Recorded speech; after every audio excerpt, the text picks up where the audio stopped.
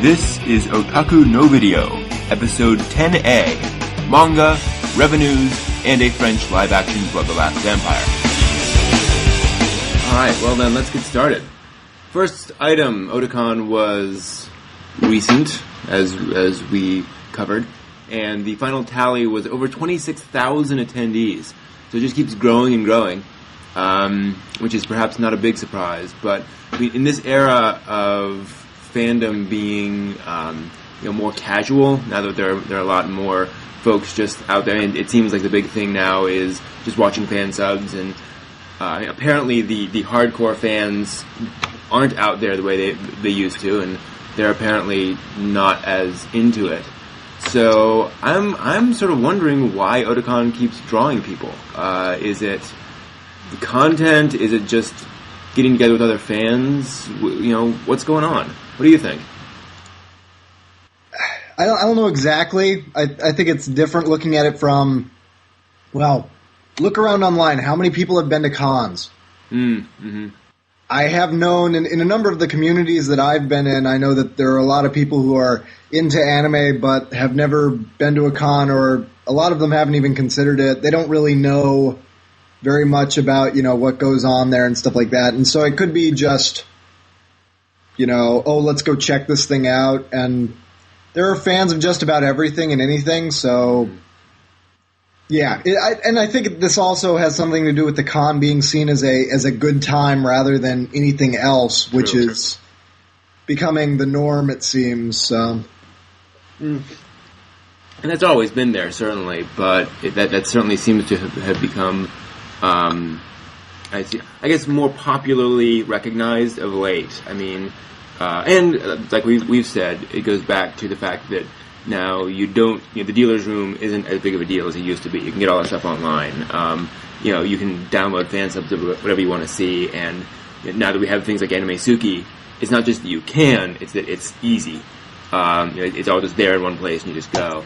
So, but yeah, I mean, definitely the cons have more of a party atmosphere and more of an actual, really party atmosphere. That it's you're going there to meet up with a bunch of folks, to go to the Gaia panel or what have you. Yeah, and then get crazy drunk with Greg Ayres and ransack the town and go to the rave and things like that. And I mean, they keep drawing more and more people. I think a number of places get a lot of fans off of 4chan, and the different chans I think have rallied some people because it's so massive, the chan community is. But it's more of I think it is more of a casual atmosphere for the most part. It's a really weird mix up because you've got a lot of newbies and you've got a lot of old people who have been there for forever, who some of the people who go there to buy things because they can't buy them anywhere else. I need laser discs of 8-Man or whatever it is, and I've got one contact that I can go get these laser discs from, and that's why I'm going to the con. Or I'm into Dojin or whatever it is. Or the cells or whatever, yeah.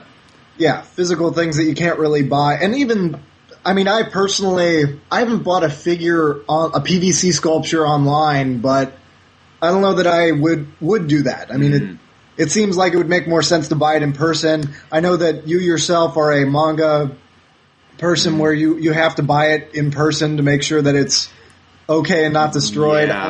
Yeah. So I can see people going, all sorts of people who like this stuff going there just for that, and certainly things like art books where you want a really nice copy, and that makes a lot of sense. And I know a lot of the figures I've gotten, I'd like to know that they haven't gone, haven't been in the back of a UPS truck for 48 hours and banging around in there with everything, and although they probably have as much as anything else I would buy anyway, even there at the con.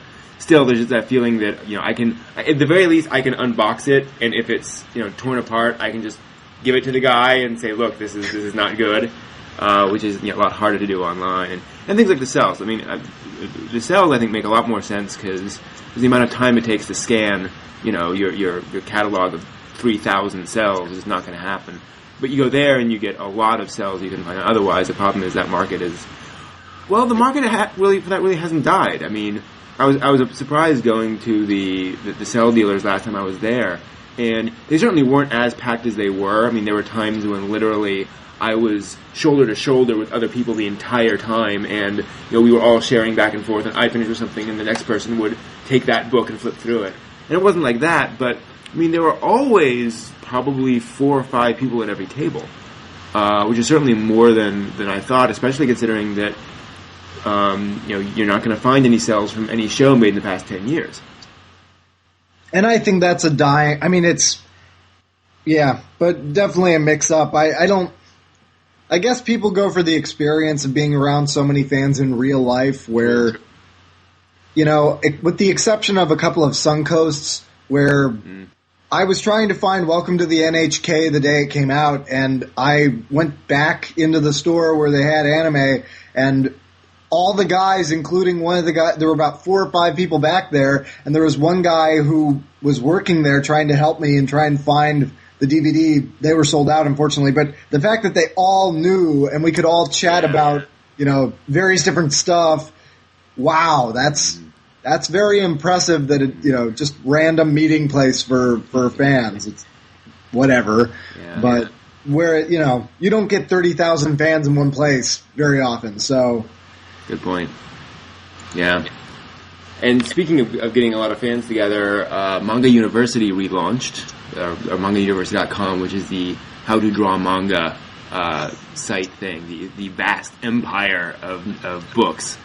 And it just kind of struck me when I saw this, because there are literally hundreds of how to draw manga books. I mean, literally, there are counts out there.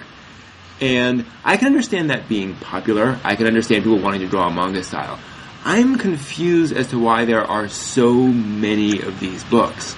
I mean, granted, anything can have sort of a glut of books, but it seems to have gotten really extreme. I mean, there aren't books like that on how to write Harry Potter fan fiction or what have you. And it just seems to me that it's very strange that, and especially with franchises like How to Draw Manga, those are really solid books. I don't know if you've looked through those, but that line, they are really, really good. They're done by Japanese artists, and they go through figure drawing and perspective and all the various stuff, and then each one, I got a great one which is casual clothing, and this guy basically photographed like a girl putting on and taking off a leather jacket, and then drew what that looks like. So you get like 8 different poses of that in different angles, and a feeling for just what's reflecting and what's not. It's also great material. And, if you want to learn to draw manga, buy these books. But people are still buying all of these how to draw manga books. Is it because real manga is hard and the other ones make it seem easier? I don't know. I don't know. I think that people just want to create stuff, and actually there isn't that much American doujin out there. Let's put it this way. When I go to, one of the largest conventions in North America, and there's not very many doujin stands in Artist Alley. It's much less non-erotic ones. So it's a very, very narrow pipe for us, but I'm sure I could link this to DeviantArt and all the other various things that have cropped up that certainly encourage their users to create. Actually, Crunchyroll was talking about this for subtitling and stuff like that. I know that's sort of in another universe here, but bear with me. Yeah. Where it's sort of, there are all these different groups now, as of like